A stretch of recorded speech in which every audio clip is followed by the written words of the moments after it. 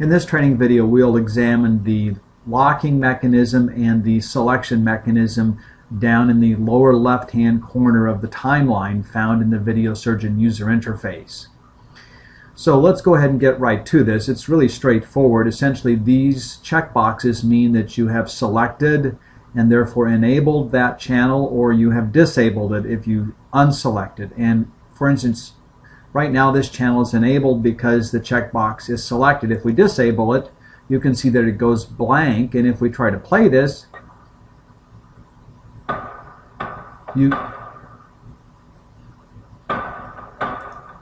so when we try to play it, you can hear the audio, but you do not see the video because you have not selected the video channel.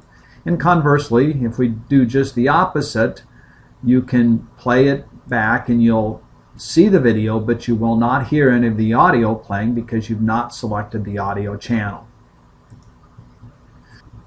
That brings us to the second item down here, which is the little locking icon. And if an item is unlocked, it means that it can be edited. And in this case, and in most cases, you're going to have both of these unlocked, and in fact, by default, they're going to be unlocked.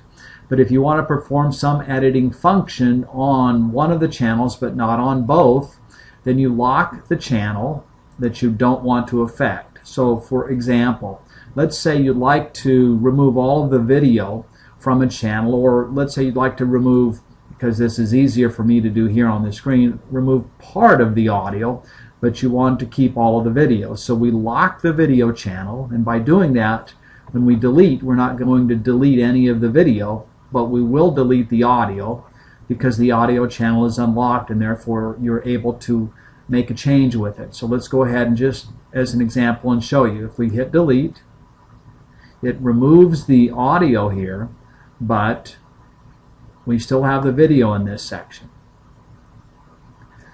And conversely, if we did it the other way, we go over here, and for example, we're going to select this area. I have now unlocked the video channel and I have locked the audio channel. So when we click delete, it's going to delete the video in this area right here that we've selected, but it will leave the audio alone.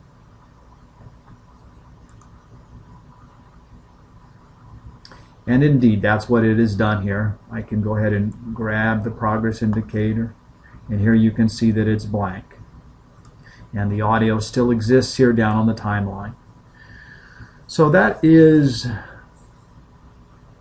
and with that we will conclude this video on the locking mechanism as well as the channel selection mechanism down here in the lower left hand corner of the Video Surgeon timeline.